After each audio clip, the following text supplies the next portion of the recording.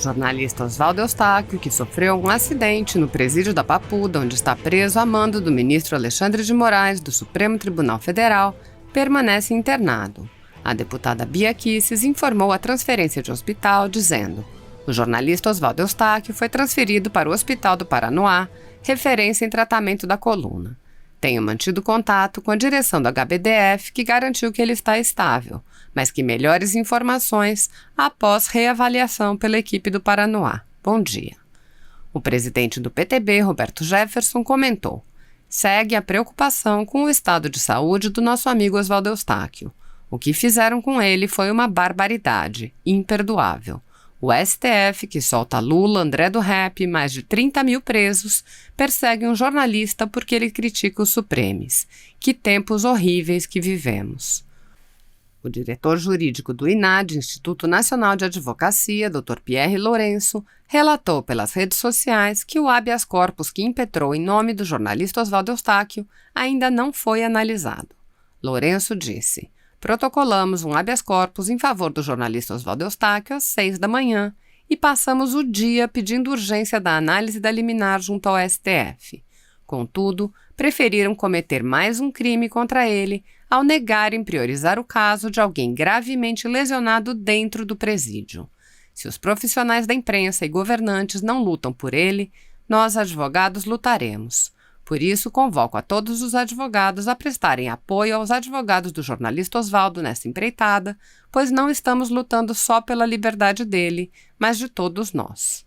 No habeas corpus, os advogados relatam que, após ser preso a mando do ministro Alexandre de Moraes, de ofício, o jornalista Oswaldo Eustáquio sofreu um estranho acidente em sua cela e teve que ser hospitalizado.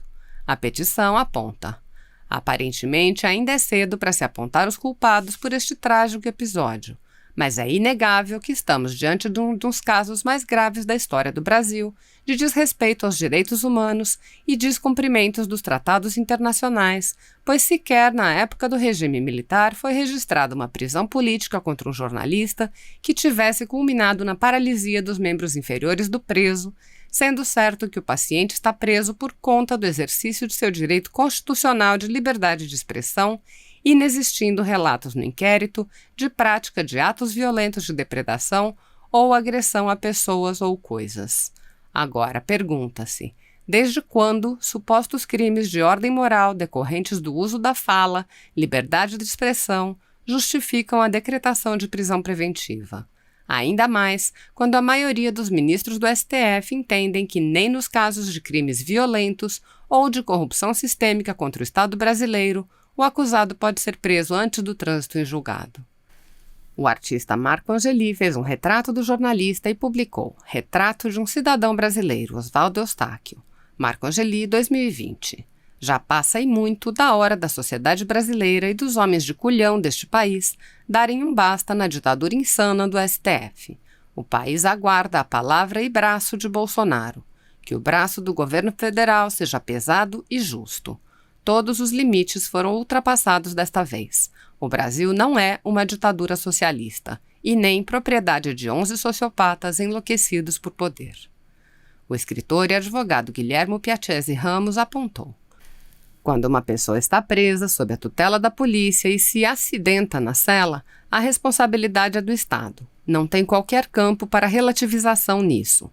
Não interessa o que Oswaldo Eustáquio tenha feito, quem ele seja, ou quais sejam suas intenções, como estão agindo os julgadores de caráter por aí, em especulações muitas das vezes levianas e desarrazoadas. Isso não importa nem um pouco a questão. Não tem qualquer relação a ser feita com a afirmação de que o Estado é obrigado a manter a integridade física do detento dentro do sistema prisional.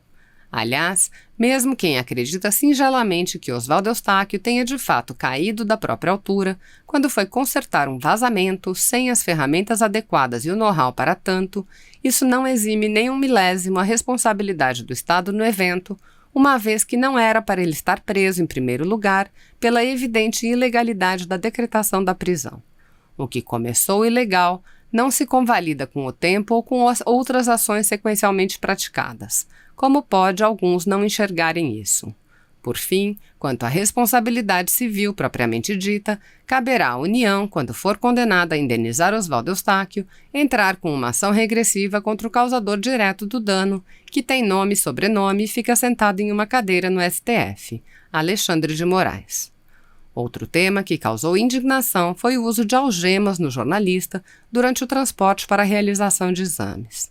O jornalista Rodrigo Constantino afirmou: um jornalista que estava sem sentir as próprias pernas, que foi preso de forma totalmente ilegal, sendo levado para o hospital algemado à maca. Mas ninguém da patota do selo azul do clubinho corporativista vai falar nada, pois ele é blogueiro bolsonarista. O deputado estadual Márcio Gualberto observou: por que o Eustáquio está com algemas? Qual é o perigo que oferece? Ele não é criminoso. É um jornalista que está preso por causa da decisão de um tirano e de um inquérito fraudulento. Eu passo a palavra ao Dr. Rogério Greco. Não, bom demais estar aqui com vocês. Assim, analisando tudo que todo mundo está dizendo até agora e tal, vocês têm alguma dúvida, existe alguma dúvida que esses inquéritos não têm absolutamente nada de jurídico? A gente está diante de 2 inquéritos políticos, são só inquéritos políticos. Você vê alguma pessoa que não seja conservadora, entre aspas, aí fazendo parte desse inquérito? É claro que não. Então a gente, na verdade, tem 2 absurdos, a gente tem 2 monstros, um que é o primeiro que foi do fake news, criado, né, assim, esse é o monstro dos monstros, porque você instaura um inquérito para apurar o nada, para apurar uma infração penal que não existe. Ou seja, eu nunca vi, fiquei 30 anos no Ministério Público, ninguém nunca instaurou um inquérito policial para apurar um fato atípico. As fake news, até agora, são atípicos, são fatos atípicos.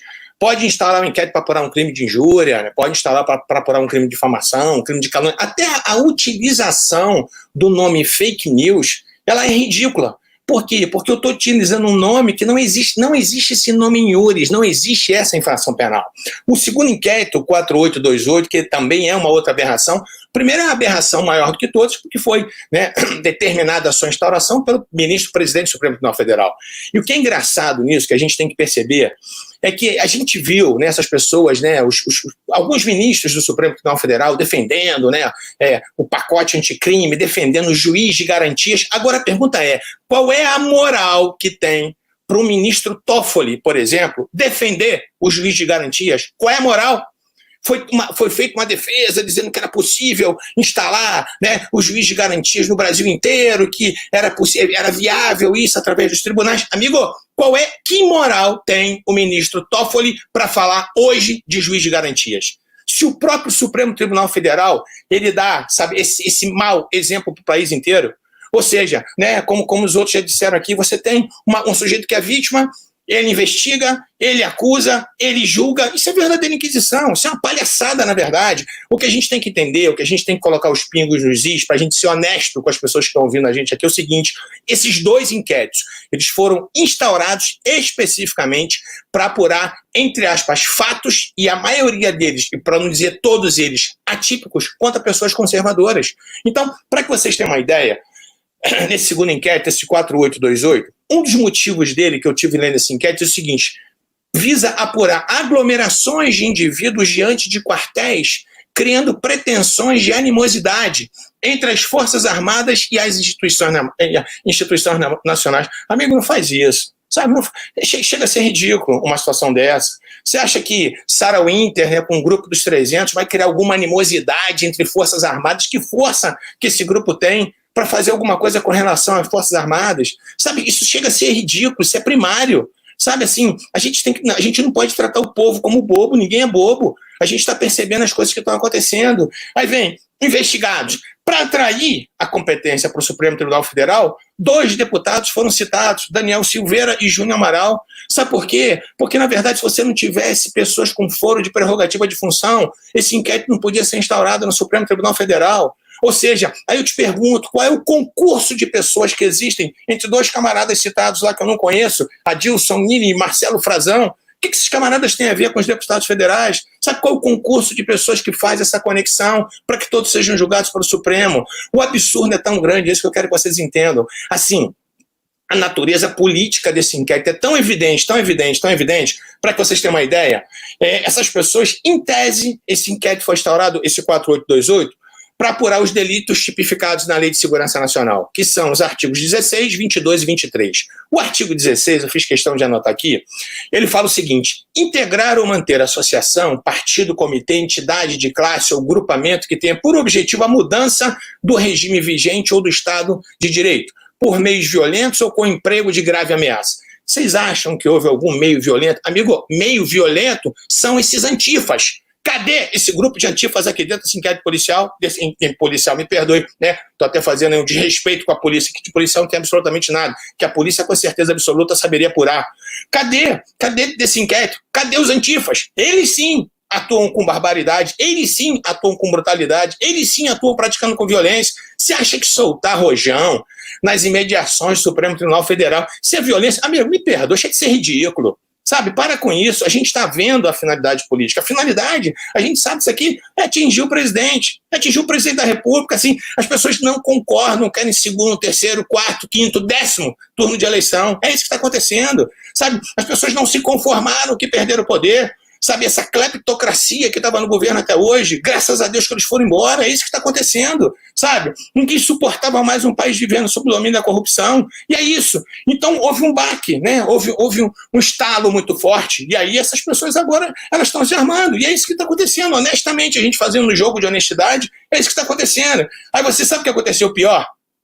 Esse artigo 16 que prevê esse tipo de associação com finalidade política, ela está lá na Lei de Segurança Nacional. Só que a Lei de Segurança Nacional, ela não está na Lei 7.960, que prevê a prisão temporária. Aí sabe o que aconteceu durante o inquérito?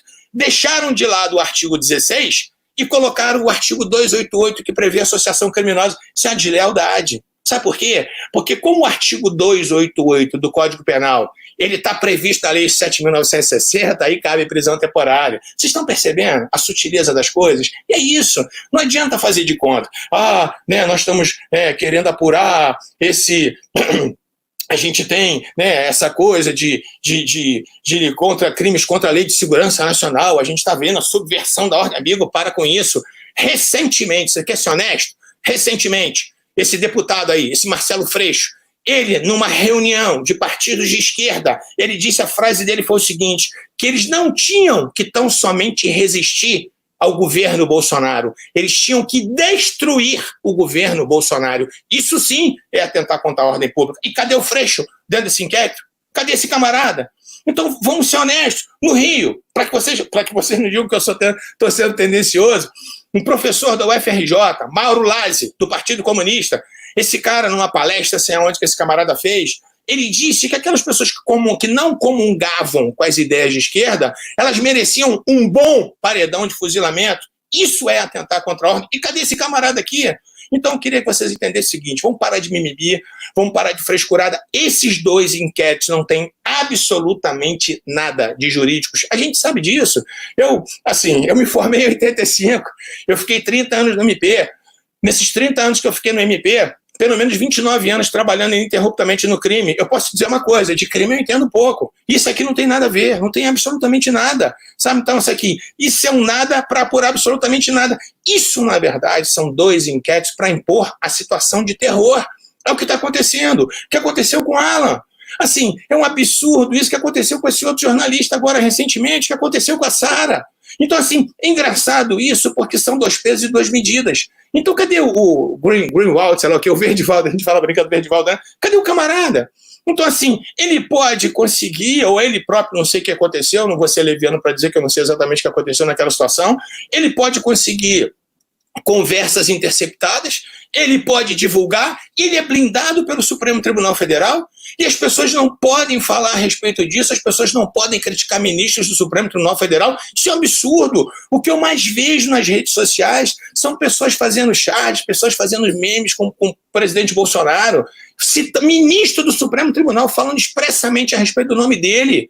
Sabe? Então, assim, eu posso não concordar com a Suprema Corte, eu posso não concordar com o Supremo, mas eu não posso nominar os ministros. Que não pode nominar ministro, rapaz, que palhaçada é essa agora?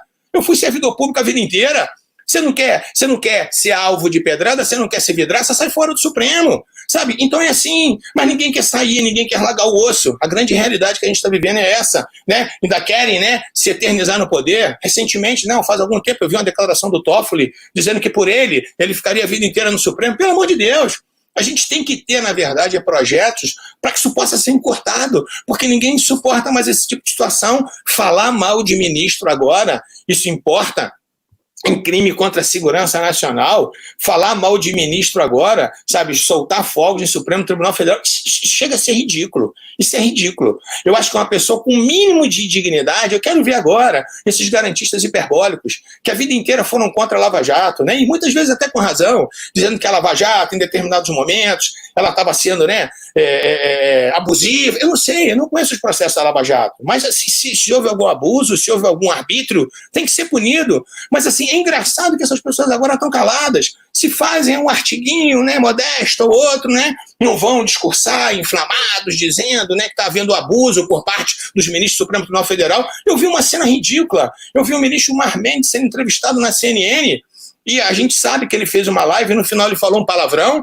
E ao final dessa entrevista que ele deu na CNN, a menina lá, uma das entrevistadoras lá, a âncora do programa, toda sorridente, falou, ministro, né? O cara fez uma pergunta com relação a isso, que ele falou um palavrão no final da live. Aí a menina intervém e fala assim, ministro, eu achei tão engraçado, achei tão bom o senhor falar um palavrão, para o senhor saber que o senhor é como a gente. Espera aí, quando o Bolsonaro faz isso, ele não é como a gente? Sabe, a gente do Rio, a gente fala muito palavrão, então vamos deixar de ser hipócrita. A gente tem que entender o seguinte, esses inquéritos não têm absolutamente nada de jurídico hoje. Isso aqui é uma vergonha. Isso aqui existe simplesmente para impor o terror. É o que eles estão fazendo. Se não houvesse o 288 aqui, nesse inquérito 4828, sabe o que aconteceria? Ninguém poderia ser preso temporariamente, porque não existe previsão na lei, né, com relação à prisão temporária de crimes da Lei de Segurança Nacional. Então a gente tem que ser honestos, a gente tem que fazer um raciocínio de honestidade aqui. Chega, né, dessa hipocrisia. É isso que está acontecendo. São pessoas hipócritas que estão julgando esse inquérito. É desse jeito. Então a gente vai ver os absurdos todos acontecendo, né? Eu não queria me inflamar desse jeito, mas a gente vai vendo, né? Pessoas, a gente não pode falar do Supremo Tribunal Federal, mas recentemente a declaração do Zé Dirceu. O Zé Dirceu trabalhou na casa, o ministro Toffoli trabalhou com o Zé Dirceu, sabe? Então, assim, o Toffoli, ele julgou o Zé Dirceu recentemente, tirando a tornozeleira eletrônica do Zé Dirceu antes das eleições, sabe? Isso é crime de responsabilidade, é isso que a gente tem que entender. Se nós tivéssemos um Congresso sério, composto por pessoas sérias, já teria muitos processos de impeachment com relação aos ministros do Supremo Tribunal Federal. A grande verdade é essa, a grande realidade é essa. Recentemente vem o Zé Dirceu fazendo uma live, sei lá, um bate-papo com não sei quem, ele falando abertamente sobre o ministro Fux, dizendo que o ministro Fux ficou meses correndo atrás dele para poder, dizendo que ia absolvê-lo, né? Então, se esse camarada está fazendo uma coisa dessa, se esse cara está sendo leviano, cadê o inquérito para apurar esse sujeito?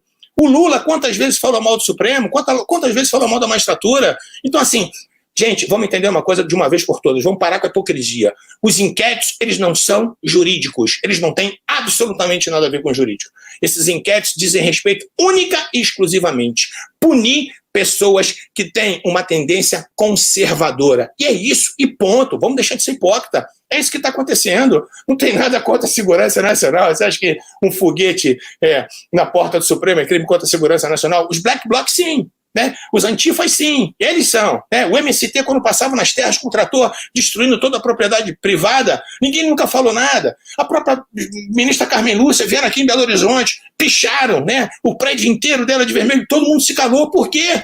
Por que são 2 pesos, 2 medidas? Então, né, vocês me perdoem aí, eu não queria, né, ficar extrapolando o meu tempo, mas enfim, né, a gente vê que na verdade, o que eles estão tentando coibir é realmente qualquer tipo de manifestação conservadora, qualquer tipo de manifestação, né, que tenha o mesmo pensamento do presidente Bolsonaro. A gente tem que entender que foram 57 milhões de brasileiros que elegeram o presidente. Vamos aceitar que isso aconteceu, vamos torcer para o nosso país dar certo.